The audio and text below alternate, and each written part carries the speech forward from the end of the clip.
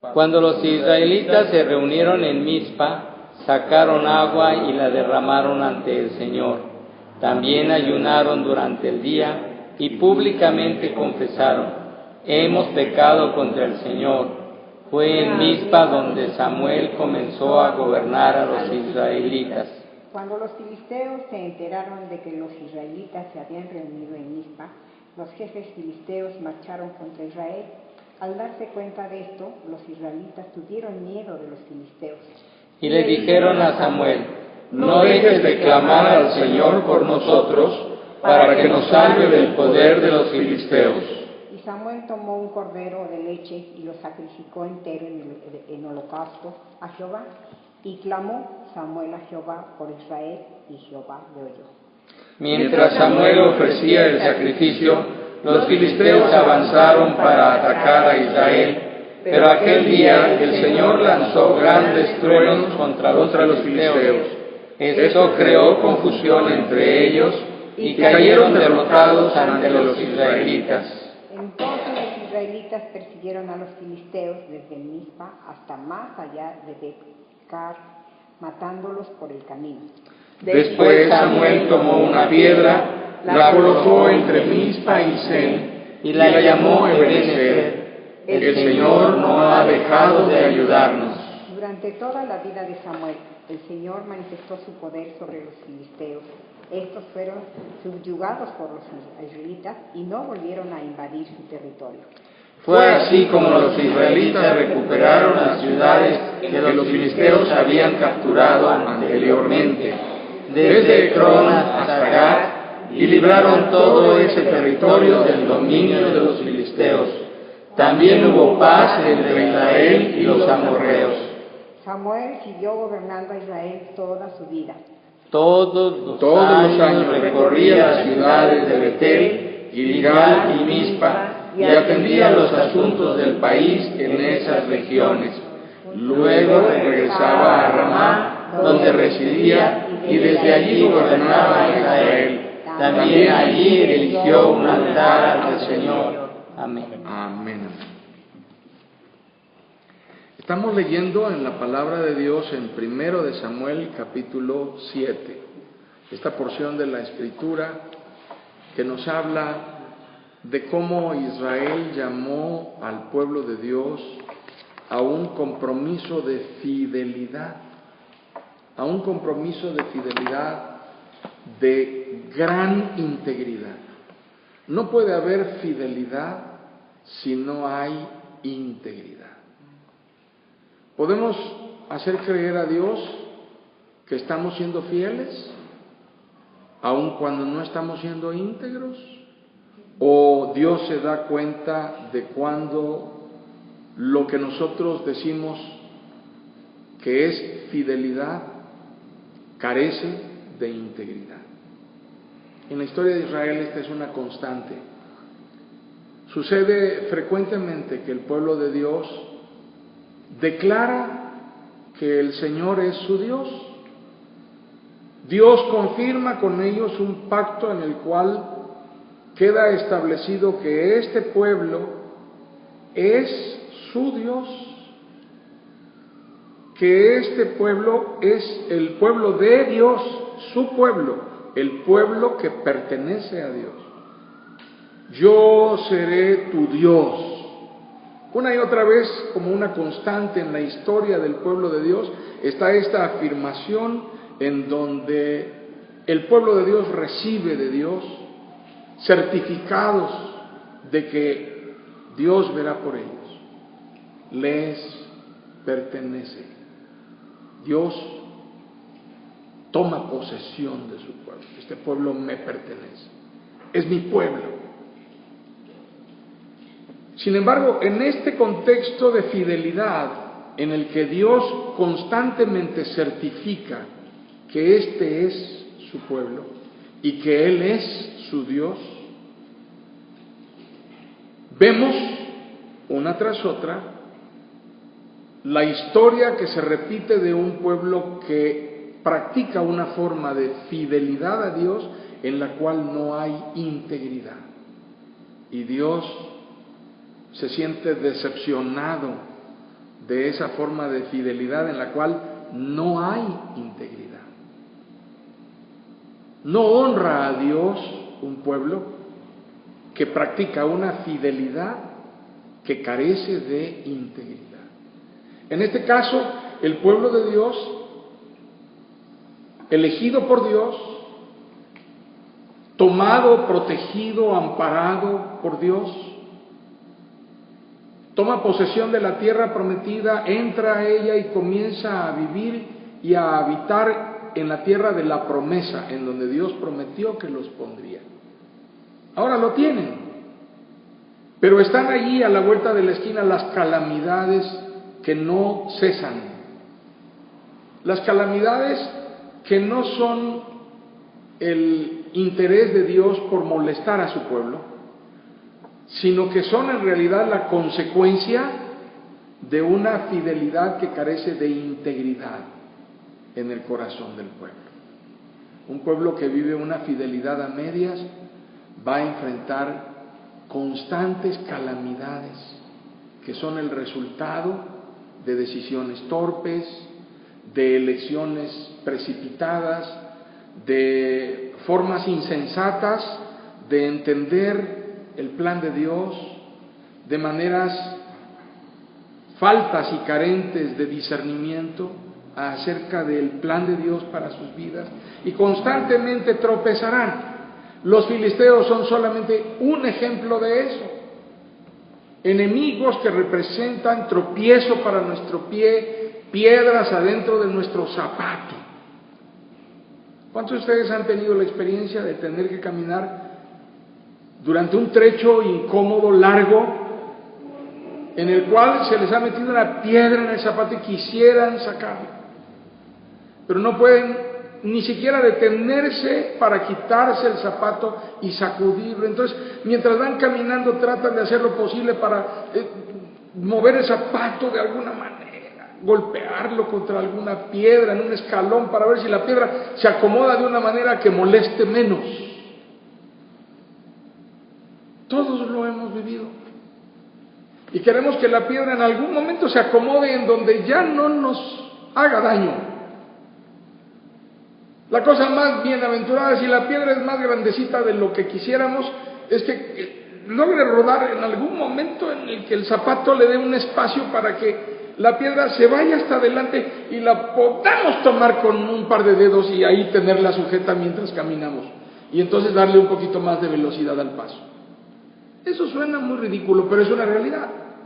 Caminar trechos largos con una piedra metida en el zapato es molesto. Israel tuvo que enfrentar este proceso de la historia con piedras metidas adentro del zapato, y los filisteos eran una piedra enorme metida en el zapato. Pero esa piedra era consecuencia de una fidelidad, entre comillas, que había sido practicada por Israel con muy poca integridad delante de Dios. ¿Cuándo estamos viviendo en una forma de fidelidad que carece de integridad? Cuando tenemos ídolos. Cuando escondemos cosas, cuando ocultamos a los ojos de Dios una realidad de nuestra vida que nos avergüenza, o que sabemos que Dios bajo ninguna circunstancia va a aprobar. Los ídolos de Israel. Es ridículo, es absurdo, pero en 1 Samuel capítulo 7 lo que Samuel hace es confrontar al pueblo con sus ídolos escondidos. Les dice: ¿Cómo es posible que ustedes son enemigos de los filisteos? Los consideran sus enemigos. ¿Quieren ir a la guerra contra ellos? ¿Quieren derrotarlos? ¿Y quieren que Dios los bendiga en la batalla y les entregue a los filisteos en su mano? Quieren la victoria sobre los filisteos, pero ustedes tienen escondidos debajo de sus colchones, abajo de sus camas, detrás de las puertas de sus casas, a los ídolos de los filisteos. Las deidades de los filisteos han ganado la batalla sobre ustedes. Su manera de fidelidad, con poca integridad, los hace a ustedes perdedores frente a sus propios enemigos. Así que van a ir a la guerra contra sus enemigos los filisteos, mientras ustedes tienen escondidos en sus casas a los dioses de los filisteos. Antes de salir a la batalla, están perdidos. Están perdidos. ¿Para qué vas a una guerra que de antemano sabes que tienes perdida? Porque tú has dado los elementos para ser derrotado. Tú has dado los elementos para ser derrotado.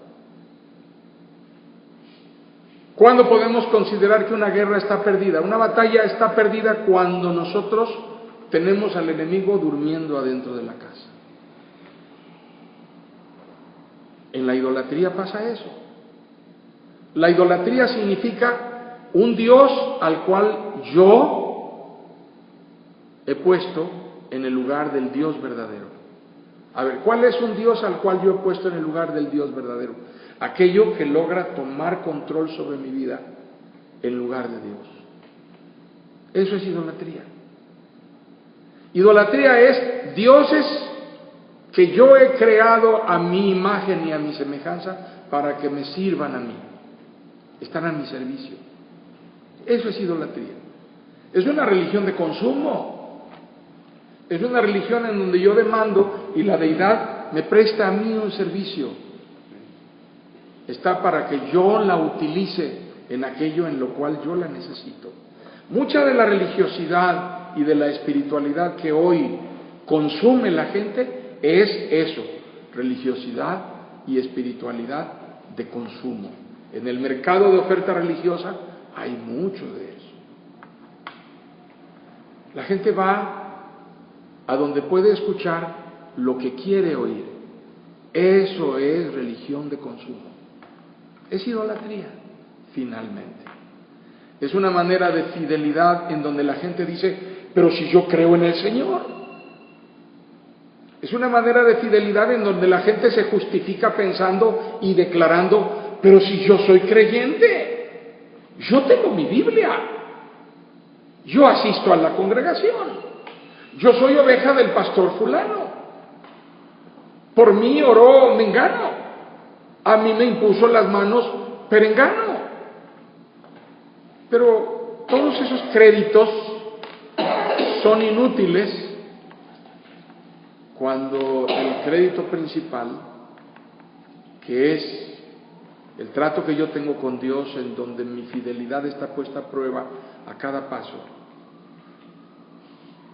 resulta que es algo reprobado, porque mi fidelidad es una forma de fidelidad en la cual no hay integridad. ¿A quién le pertenece tu corazón? Me dice Dios.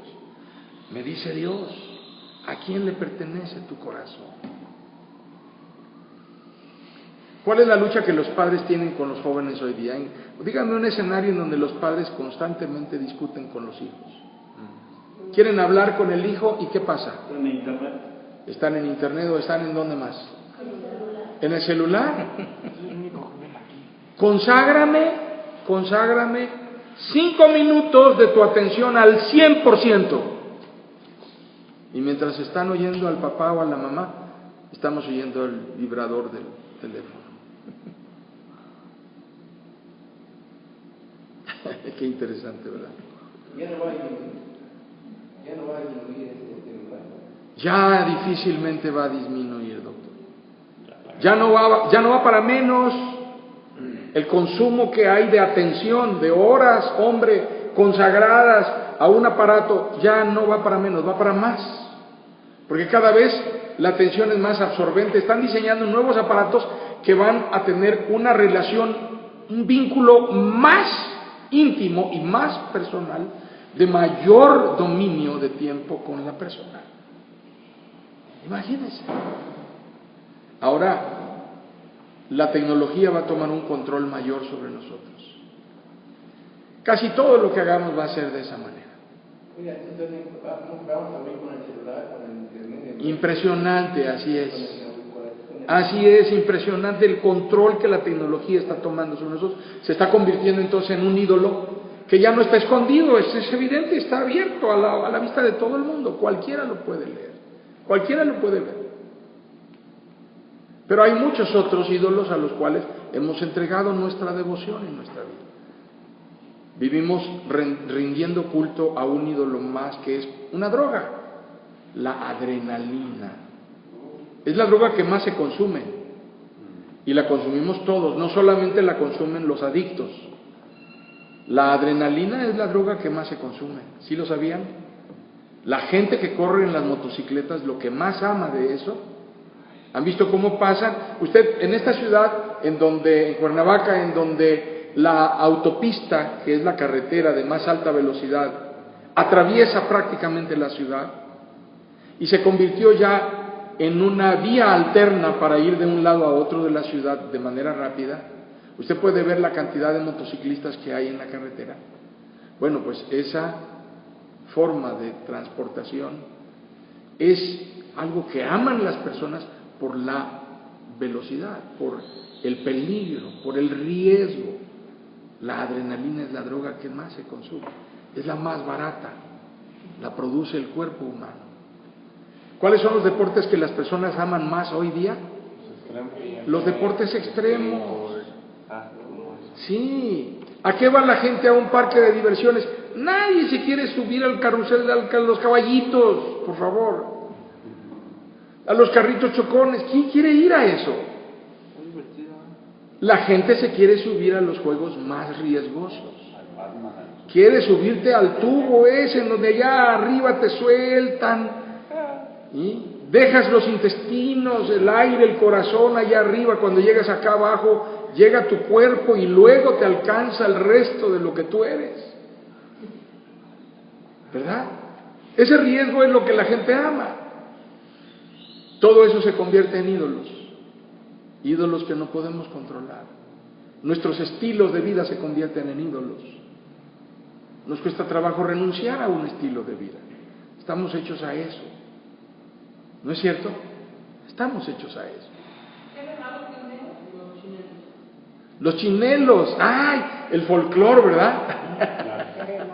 Miren, aquí todos los días en el Zócalo de la ciudad, en la Plaza de Armas, hay una rendición de cultos a las prácticas prehispánicas. Alguien diseñó algo relacionado a eso, que es como una especie de culto.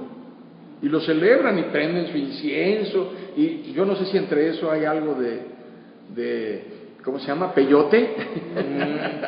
Está prohibido, pero yo veo que la gente danza muy duro ahí. No sabría, no conozco a fondo lo que es la tradición de los chinelos, pero hay cosas que, casi de cualquier cosa, usted puede encontrar una forma de idolatría, comportamiento idolátrico. Pone usted esto en lugar de Dios. En la televisión se ve en la mañana, en la noche, los brasileños del Pare de Sufrir. Sí. Personas que han ido, pues me han dicho que es una sacadera de dinero, Sí. pero Son religiones de consumo. la teología de la Hay dinero. prosperidad la está denunciando el internet, pues como rendirle culto al dinero a un Dios falso. Es una idolatría de la prosperidad y del bienestar. Todo este tipo de cosas, todo se puede convertir en un ídolo. Y esto tiene su origen en una forma de fidelidad, porque toda esta gente dice que es creyente, toda esta gente dice que cree en el Señor, toda esta gente cree en Dios.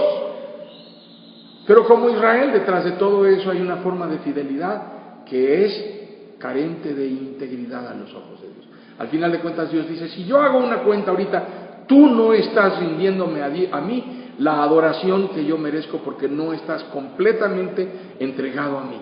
Hay algo que tú estás guardando y reservas algo de ti, algo de tu adoración, algo de tu servicio, algo de tu compromiso, algo de tu fidelidad para alguien que no soy yo. Dios reclama. En el pueblo de Israel esto llevó al pueblo, a la nación elegida, a la derrota y al fracaso. ¿Llevará nuestra vida a la derrota y al fracaso por igual? Si nosotros escondemos nuestros ídolos, si finalmente nosotros no somos fieles a Dios con integridad en nuestro corazón, tarde o temprano terminaremos en el fracaso.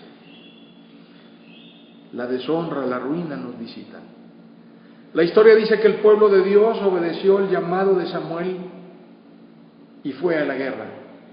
y fue prosperado. Dios lo bendijo. Samuel es un hombre muy importante en la historia de Israel. Es un hombre muy importante coyunturalmente hablando en la historia de Israel. Es el hombre que enlaza dos grandes etapas de la historia de Israel. Después de la conquista, cuando hay un vacío de autoridad, surge la etapa de los jueces, que se convierte en un ciclo que se repite de caos, de derrota, de fracaso, de ruina y eventual victoria, avivamiento. Pero el pueblo no tenía una dirección, y entonces esa etapa termina cuando nace Samuel. Pero la etapa de Samuel termina cuando surge la monarquía. Así que Samuel es el último de los jueces de Israel. En la coyuntura histórica del trato de Dios con esta nación, Samuel es un hombre clave en la historia de Israel. Pero al igual que los otros hombres claves en la historia de Israel, en la etapa coyuntural de la historia de Israel y del trato de Dios con Israel, Moisés, por ejemplo. Y después de Moisés, Samuel. Y después de Samuel, casi en la postrimería de la historia de Israel, Elías. Son hombres que convocan al pueblo de Dios a la fidelidad. Una fidelidad a toda prueba. Una fidelidad caracterizada por la integridad. No podemos esconder de los ojos de Dios cuando compartimos nuestra fe en el Señor, nuestra confianza en el Señor, con otro tipo de recursos con los cuales estamos haciendo alianza, porque tenemos temor de perder la batalla. Cuando Dios nos ha dicho, pon tu confianza totalmente en mí y yo te entregaré a ti la victoria. ¡Ah, qué tremendo llamado a la fidelidad! ¡Qué tremenda convocatoria de Dios a honrarlo con fidelidad y con integridad! Que nuestra respuesta a Dios sea, Señor, la totalidad de mi corazón y la totalidad de mi vida, la totalidad de mis recursos, la totalidad de mi fe está puesta solamente en ti. Quiero sobrevivir y quiero salir adelante en tu nombre solamente. No quiero hacer alianzas con el hombre, no quiero que lo que me sostenga sean las palancas ni las fuerzas con las cuales yo he pactado a espaldas tuyas, sino quiero que mi pacto contigo sea el factor que determine, porque en tu nombre quiero tomar posesión de la tierra prometida. Amén, hermanos. Quiero practicar una fidelidad a toda prueba, fidelidad con integridad. Que el Señor nos bendiga, hermanos.